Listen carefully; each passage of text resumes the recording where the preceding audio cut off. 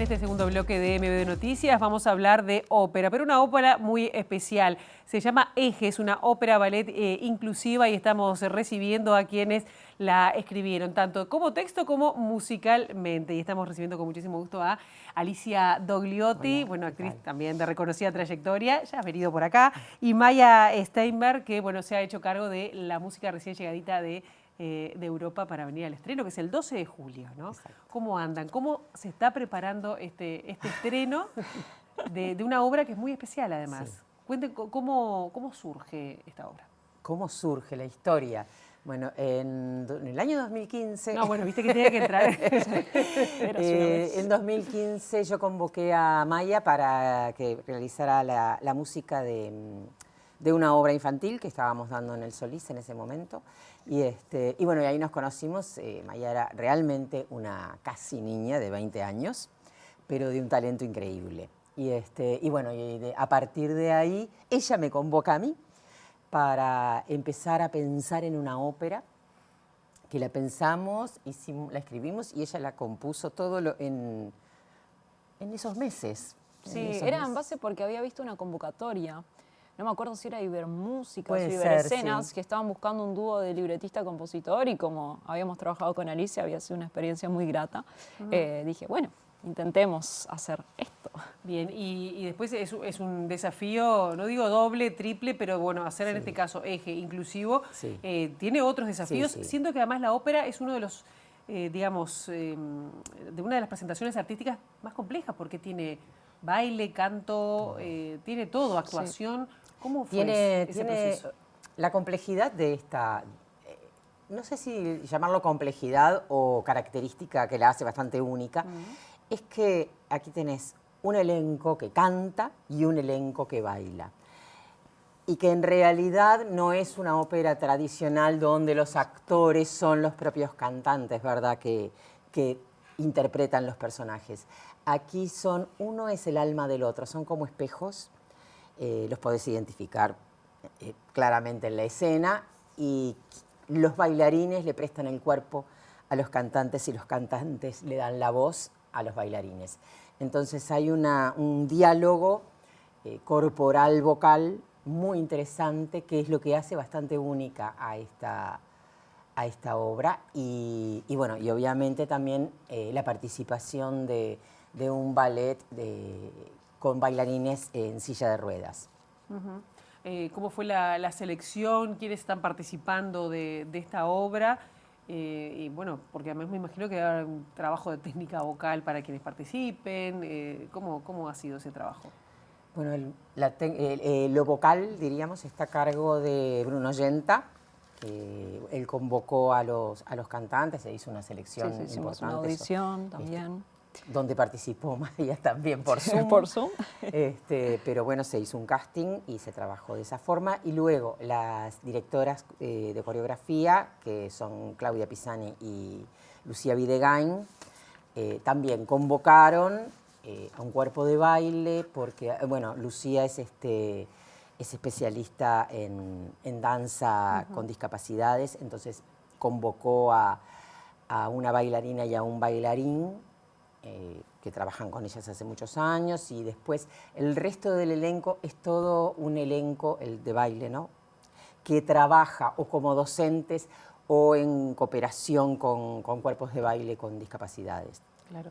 Me imagino que no debe ser sencillo pensar una obra que, bueno, con gente en silla de ruedas, arriba del escenario, que me imagino que debe haber alguna adaptación, no solo física, pero sino también, me imagino que hasta en el libreto. ¿Cómo se abordó cuáles fueron esas dificultades que tuvieron que enfrentar? Si es que lo podemos llamar dificultades, pero bueno, es una manera distinta. Desafíos, quizás. Desafíos. Pero en realidad la obra parte de ese punto, porque sobre todo en la ópera clásica, las historias son historias de un estereotipo de personas. Es típica persona de una cierta clase social, con ciertas habilidades, cuerpo, color de piel, y no se ven reflejadas historias de otros marcos sociales. Y nuestra idea principal, la semilla de la ópera, es, bueno, ¿cómo podemos incluir otras comunidades? ¿Cómo podemos crear accesibilidad y dar visibilidad y romper los estereotipos? Ese es realmente el desafío o el punto de partida de la ópera. Y a partir de allí se construye todo. Pero creo que uno de los desafíos es justamente los desafíos prácticos, de darnos cuenta que casi todos los teatros en el país, en la ciudad, no son accesibles, no están preparados. Tenemos que buscar ciertos transportes específicos, ciertas infraestructuras, y eso crea todo un proceso muy interesante detrás de escena también. Los desafíos en realidad no parten de la obra en sí, sino del entorno.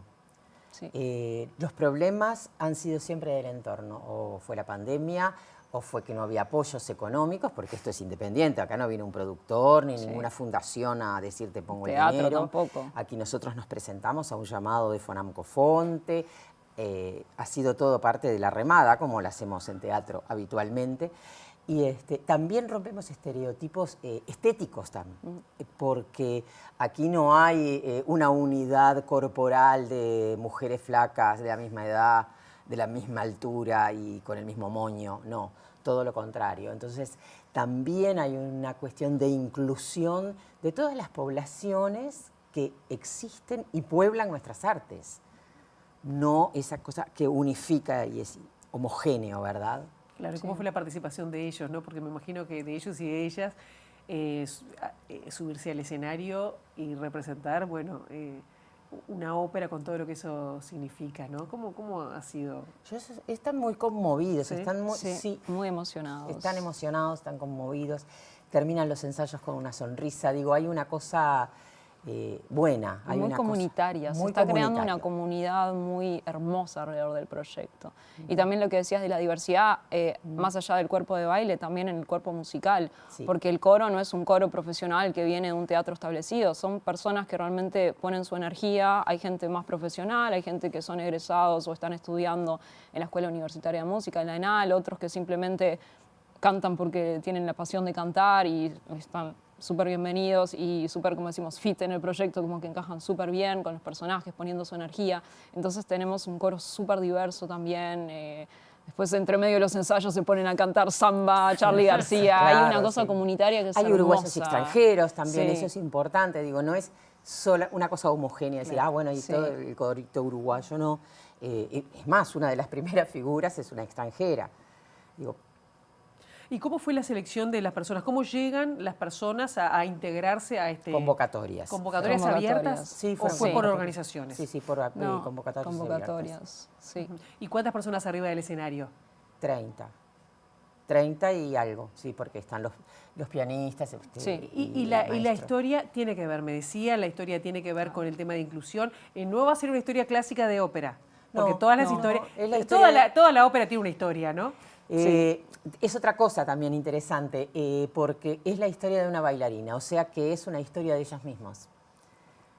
Están contando la historia de una bailarina que, bueno, tiene problemas y es una historia sobre la resiliencia y es una historia sobre cómo las artes nos salvan y es una historia como nuestro propio eje como artistas, como seres humanos, como parte de una sociedad. Nos tenemos que ir adaptando a ese eje y ese eje nos contiene, nos salva, nos traslada y es parte del proceso de resiliencia. Y de creer en los sueños también, De ¿no? creer en Porque los esta sueños. bailarina que quiere bailar, pese a tener un accidente y le dicen no vas a poder bailar porque no tenés más piernas, pero no necesito piernas para bailar, puedo bailar y es lo que mi alma quiere hacer y es el poder de los sueños y de la resiliencia exactamente. A mí me llamó la atención porque, claro, primero vi ópera inclusiva cuando veía hace un tiempo y después recién me di cuenta que la palabra era eje, ¿no? Que eso queda como... Sí, es el eje de las ruedas, es el eje de los cuerpos, es el eje de la... Me costó encontrarlo en el título. Son muchos ejes. Sí, Son muchos ejes.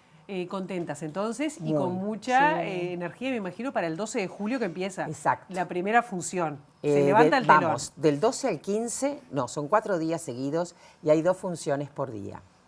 ¿Por qué además? Y era un poquito lo que decía hoy Maya, el tema de la accesibilidad a los teatros no es fácil.